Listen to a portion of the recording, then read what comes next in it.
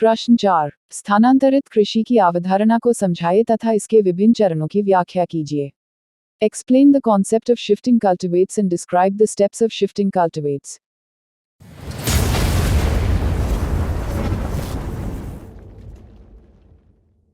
उत्तर। स्थानांतरित कृषि, shifting cultivation.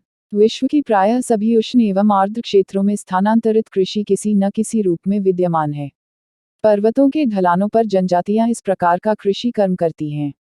FAO के अनुमान के अनुसार विश्व का स्थानांतरित कृषि के अंतर्गत वास्तविक क्षेत्र 3,60,000 वर्ग किलोमीटर है, जहां तकरीबन 20 करोड़ लोग निवास करते हैं। भारत में सन 1955 में कमिश्नर द्वारा अनुमानित संख्या के अनुसार 5,55,507 जनजातीय परिवार के लोग स्थानांतरित कृषि पर निर्भर हैं।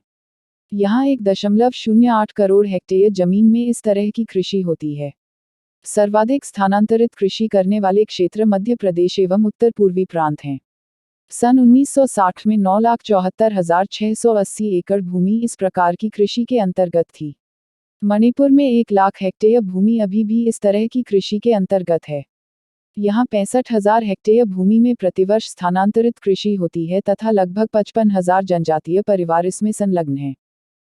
इतने तेजस्वी लोग हैं हमारे पास। विभिन्न स्थानों पर इस कृषि को विभिन्न नामों से अभिहित किया जाता है, यथा इंडोनेशिया में इसे लादांग, मध्य अमेरिका में मिल्पी, ब्राजील में मैक्सिकोलोका कहते हैं।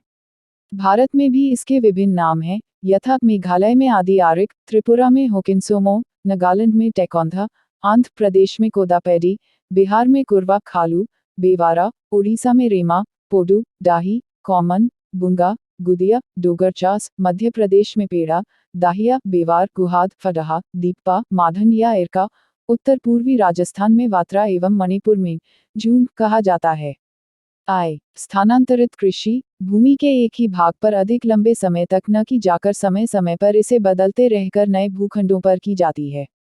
इसकी विभिन्न जनजातियां वनों को जलाकर भूमि तैयार करती हैं तो कुछ में कुल्हाड़ी द्वारा पौधों की कटाई कर भूमि तैयार की जाती है। इसके लिए विभिन्न चरणों में तैयार की जाती है। उदाहरण के लिए, मणिपुर के जनजातियों द्वारा अपनाए गए ढंग का वर्णन कर देने से इसके विभिन्न चरणों को समझने में मदद मिलेगी। स्थानांतरित कृषि के विभिन्न चरण: 1 वन के किसी हिस्से का कृषि हेतु चयन, 2 वृक्षों एवं पौधों को काटना तथा सूखने के लिए फैलाना, 3 लकड़ियों एवं झाड़ियों में आग लगाना। अरे कहना क्या चाहते हो? 4 पारस्परिक अनुष्ठान एवं पूजन, 5 राख को फैलाना, जमीन तैयार करना, 6 फावड़े एवं लकड़ी की सहायता से बीज बोना, 7 पौधों की निकौनी करना, 8 पौधे की देखरेख और सुरक्षा, 9 फसल काटना तथा जमा करना, 10 आनंदोत्सव, 11 भूखंड को परती छोड़ आगे बढ़ जाना। मध्य प्रदेश के कमरों का विवरण देते हुए दुबे 1951 ने स्थानांतरित कृषि के 3 प्रमुख रूप बतलाए हैं: डाही, वेबा एवं गुहाद। इनमें डाही सर्वाधिक प्रचलित है। इस विधि में जमीन के ऐसे हिस्से की खोज की जाती है जहां पानी बराबर उपलब्ध हो। उसके बाद वृक्षों को काटकर गिरा दिया जाता है। सूखने के बाद उन्हें जला दिया जाता है। इस कार्य के लिए दिन नियत किया जाता है।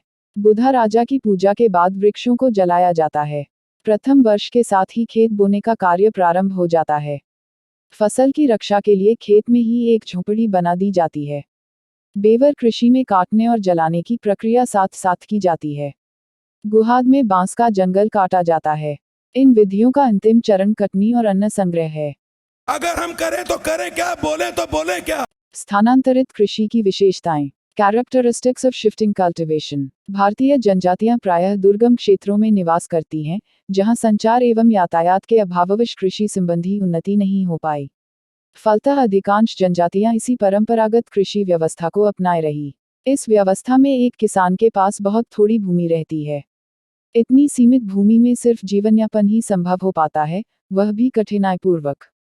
विशेषज्ञों के मतानुसार स्थानांतरित कृषि की उपज इतनी कम है कि अत्यंत दयनीय स्थायी कृषि की तुलना में भी यह उसके 8वें भाग के बराबर लोगों को ही भोजन दे सकती है।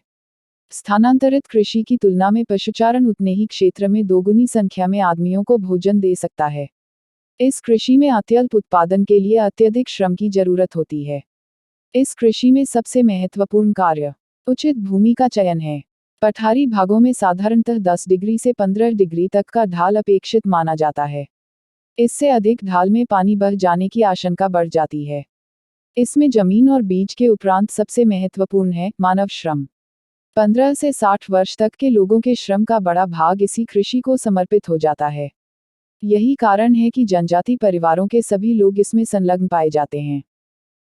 बात तो सही है। स्थानांतरित कृषि को लगभग सभी जानकार लोगों ने अक्षम, अलाभकर और अपव्ययी बताया है। इससे वनों के नष्ट होने की आशंका एवं वातावरण में प्रदूषण की आशंका भी जाहिर की गई है। आशंका जैसी भी हो, लेकिन वर्तमान समय में यह स्पष्ट है कि जब तक इन जनजातीय समुदायों को उचित कृषि प्रणाली उपलब्ध कराने का भागीरथ प्रयास नहीं किया जाता तब तक अचानक थोपा गया परिवर्तन अलाभकारी है, क्योंकि इनका संपूर्ण जीवन चक्र इसके साथ जुड़ा है।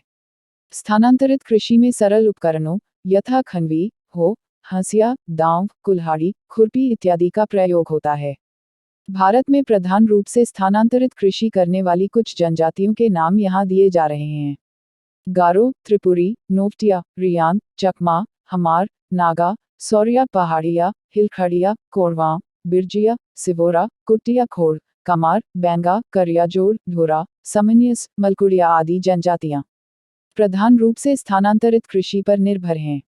ये सब क्या देखना पड़ रहा है? बिलासपुर तथा उसके आसपास के प्रदेश की बैगा जनजाति में भी स्थानांतरण कृषि का प्रचलन रहा है।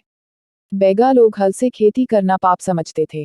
धरती को वे मां समझते हैं, अतः नुकीले हल से धरती को चीरने का कार्य मां के सीने में प्रहार करने अथवा एक अपराधी का कार्य समझते थे। यहाँ तक कि ये लोग हल को छूना भी एक समय में उसी प्रकार पाप समझते थे जिस प्रकार की एक उच्च कुलीन ब्राह्मण हल चलाने का अर्थ आज भी उसके जाति भ्रष्ट होने से लगाता है। परंतु समय परिवर्तन के साथ साथ तथा सरकारी एवं गैर सरकारी सुधार संस्थाओं के निरंतर प्रयास से अब इन लोगों की धारणा में परिवर्तन आ गया है तथा इन्होंने कृषि की आम प्रणाली को अपना लिया है। हमारे यहाँ ऐसा ही होता है। उड़ीसा में स्थानांतरण कृषि की यह व्यवस्था एक प्रकार के परिपूरक उद्योग सप्लीमेंट्री इंडस्ट्री के रूप में बदल गई है।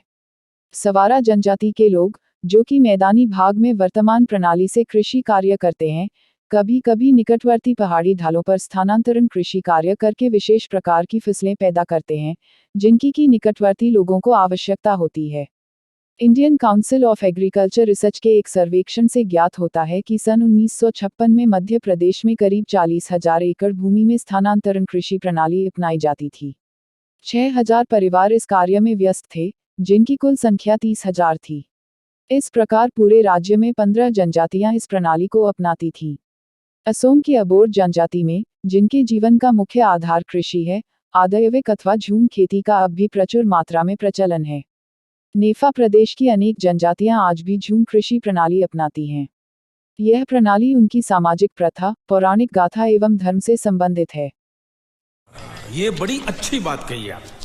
उड़ीसा में स्थानांतरण कृषि की यह व्यवस्था एक प्रकार के परिपूरक उद्योग सप्लीमेंट्री इंडस्ट्री के रूप में बदल गई है।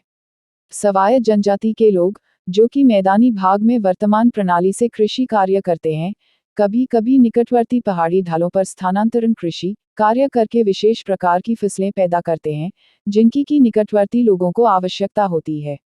Indian council of agriculture research के एक सर्वेक्षण से ज्ञात होता है कि सन 1956 में मध्य प्रदेश में करीब 40,000 एकड़ भूमि में स्थानांतरण कृषि प्रणाली अपनाई जाती थी। 6,000 परिवार इस कार्य में व्यस्त थे, जिनकी कुल संख्या 30,000 थी। इस प्रकार पूरे राज्य में 15 जातियां इस प्रणाली को अपनाती थीं। असोम की अबोर जनजाति में, जिनके जीवन का मुख्य आधार कृषि है, आदायविक अथवा झूम खेती का अब भी प्रचुर मात्रा में प्रचलन है। प्रदेश की अनेक जनजातियां आज भी झूम कृषि प्रणाली अपनाती हैं। यह प्रणाली उनकी सामाजिक प्रथा, पौराणिक गाथा एवं धर्म से संबंधित है। सन 1953 में भारत सरकार के वन विभाग के एक वरिष्ठ अधिकारी असोम की वन समस्या के बारे में इस निष्कर्ष पर पहुंचे कि यह धारणा स्पष्ट है कि झूम कृषि ही भूमि कटाव का एक प्रमुख कारण है। कृषि एवं वन विभाग के विशेषज्ञों ने इस प्रणाली की अत्यधिक तीव्र आलोचना की है तथा उनका कहना है कि यह पद्धति भूमि के लिए अत्यधिक हानिकारक है। इन विशेषज्ञों ने इस समस्या के निवारण हेतु 3 प्रश्न प्रस्तुत किए हैं। What? 1. क्या प्रत्येक राज्य सरकार के पास स्थानांतरण कृषकों को देने के लिए मैदानी भागों में प्रचुर मात्रा में भूमि उपलब्ध है या नहीं? 2. क्या ऐसा करने में स्थानांतरण कृषकों का जीवन अव्यवस्थित तो नहीं हो जाएगा? 3. क्या कोई दूसरा उपाय उपलब्ध है अथवा नहीं? एक अधिकारी प्रथम प्रश्न का उत्तर आसानी से दे पाए, परंतु अन्य 2 प्रश्नों के लिए उनके पास कोई उत्तर नहीं था। दूसरी ओर गारो हिल्स जिला काउंसिल के एक सदस्य के अनुसार उस समुदाय के लोगों ने जमीन के लिए कई बार याचना की तथा वे मैदानों में आकर बसना चाहते थे और स्थायी कृषि प्रणाली अपनाना चाहते थे, परंतु सरकार ने उनकी मांग पूरी नहीं की। हट्टन के अनुसार बेबार अथवा स्थानांतरण कृषि आर्थिक दृष्टि से लाभदायक नहीं है और लाभ के बजाय उससे नुकसान होने की आशंका है। परंतु अनेक लोगों ने इस व्यवस्था का समर्थन भी किया है। उदाहरण के तौर पर B.C. गोहिन के शब्दों में, भौगोलिक परिस्थितियों को देखते हुए जिसमें कि परिश्रमी अबोर्ड कृषि कार्य करते हैं, स्थानांतरण कृषि ही एक संभव व्यवस्था हो सकती है। प्रसिद्ध मानवशास्त्री वेरिया एल्विन, जिन्होंने अपना संपूर्ण जीवन आदिवासियों के साथ रहकर बिताया तथा इनकी समस्याओं को समझने की चेष्टा की, उन्होंने इस कृषि प्रणाली को उचित बताने का प्रयास भी किया। आदिवासियों की तो यह मान्यता है कि वहां की जमीन की बनावट में यही एकमात्र उपयुक्त प्रणाली अपनाई जा सकती है। कितने शानदार विचार रखते हैं जी। देश के अनेक भागों में जहां की स्थानांतरण कृषि में सरकारी प्रतिबंध लगाए गए हैं, वहां सरकार ने लोगों को हल बैल तथा अन्य आवश्यकताओं को जुटाने के लिए कर्ज दिया, परंतु इन सब के बावजूद जनजातियां अपनी अर्थव्यवस्था को सुधारने में असमर्थ रही हैं। इसका एक कारण यह भी है कि स्थानीय महाजन तथा साहूकारों ने इनका शोषण करने में किसी प्रकार की कसर शेष नहीं रखी है। अब यह प्रश्न उठता है कि क्या स्थानांतरण कृषि को बिल्कुल समाप्त कर दिया जाए? शायद कृषि का उत्पादन बढ़ाने तथा वनों की सुरक्षा को ध्यान में रखते हुए यह आवश्यक हो सकता है, परंतु यह जनजातीय भावना के विपरीत भी हो सकता है। केवल वैधानिक कदम इस दृष्टि से हानिकारक होगा, अतः यहाँ पर यह उल्लेख करना अनिवार्य होगा कि अनेक सुधारपंथी अथवा अनेक समाज सुधारक इस दिशा में अधिक सहायक हुए हैं। उन्होंने जनजातीय समस्याओं को अच्छी प्रकार समझा है तथा उनके दृष्टिकोण को ठीक प्रकार से समझने के बाद ही कुछ ठोस सुझाव रखे हैं। कुछ लोगों का यह भी मत है कि वैज्ञानिक तौर पर स्थानांतरण कृषि को अपनाया जाए, जिसमें न तो जमीन अथवा वनों का नुकसान हो और न ही कृषि उत्पादन में कमी आए। नहीं। स्थानांतरण कृषि की समस्या को सुलझाने हेतु अनेक योजनाओं को कार्यान्वित किया जा रहा है। ये योजनाएं निम्न प्रकार हैं। 1. नियोजित भूमि के प्रयोग हेतु झूम नियंत्रण प्रदर्शन केंद्रों का खुलना, जिसमें फसलों के बारे में भी जानकारी दी जाती है, जैसा कि असम राज्य में किया जा रहा है। करना। 2. स्थानांतरण कृषि कार्य करने वाले परिवारों के पुनर्वास के लिए बस्तियों का निर्माण। 3. वे स्थान जहां पर स्थानांतरण कृषि की जाती थी, वहां कृषि की वर्तमान पद्धति के प्रयोग में जनजातियों की आर्थिक सहायता, कृषि के औजार व बीज आदि देकर सहायता करना। द्वितीय पंचवर्षीय योजना के दौरान जनजातियों में स्थान परिवर्ती कृषि का बुरा आचरण छुड़ाने के लिए एक बड़ा कार्यक्रम प्रारंभ किया गया। तृतीय पंचवर्षीय योजना में भूमि संरक्षण के लिए कृषि क्षेत्र के अंतर्गत 59 लाख रुपए की तथा पिछड़े वर्ग के कल्याण के अंतर्गत 343.82 लाख रुपए की व्यवस्था की गई। इन कार्यक्रमों से असम, उड़ीसा, आंध्र प्रदेश, मध्य प्रदेश, पश्चिम बंगाल, मणिपुर, छत्तीसगढ़ तथा त्रिपुरा में स्थान परिवर्ती कृषि से प्रभावित क्षेत्रों में लाभ की आशा की जा सकती है। उपर्युक्त कार्यक्रमों के अतिरिक्त केंद्र द्वारा चलाए गए कार्यक्रमों के अंतर्गत आंध्र प्रदेश, मध्य प्रदेश तथा उड़ीसा में नदी घाटी परियोजनाओं के क्षेत्र में भूमि संरक्षण के लिए तृतीय पंचवर्षीय योजनाओं में 299 लाख रुपए की वित्तीय व्यवस्था की गई, जिससे इन क्षेत्रों में स्थानांतरण कृषि कार्य में व्यस्त जातीय लोगों को अप्रत्यक्ष रूप से लाभ होगा। स्थान परिवर्ती कृषि के विभिन्न पहलुओं के संबंध अनुसंधान करने में राज्य सरकारों को सहायता देने के लिए असम में 2 अनुसंधान केंद्र तथा त्रिपुरा में 1 केंद्र खोलने की व्यवस्था की गई है। अच्छा है, बहुत अच्छा आइडिया। अनेक राज्य सरकारों की ओर से यह भी प्रयत्न हुआ है कि इन जनजातियों को मैदानी भागों जमीन देकर बसाया जाए, केवल इसी उम्मीद से कि वे स्थानांतरण कृषि का त्याग कर देंगे। इस दिशा में थोड़ी बहुत सफलता अवश्य मिली, परंतु कुछ कमियां दोनों ओर से रहीं। वर्तमान समय में असम के कुछ पहाड़ी क्षेत्रों, मध्य प्रदेश व बिहार के छोटे छोटे भागों को छोड़कर यह पद्धति करीब करीब समाप्त सी हो गई है। अब समस्या इस बात की है कि इसका जनजातीय आर्थिक जीवन पर क्या प्रभाव पड़ा है। कहीं कहीं मृतत्वशास्त्रियों के विवरणों से यह ज्ञात होता है कि लंबे अरसे तक कुछ जनजातियां झूम कृषि के लिए संघर्ष करती रही हैं और उन्होंने सरकार की नीति को कई बार चुनौती भी दी तथा अंत में विवश होकर उन्होंने आम कृषि व्यवस्था को ही अपनाया। किन्हीं स्थानों में वे स्थानीय सेठ साहूकारों के शिकार बने।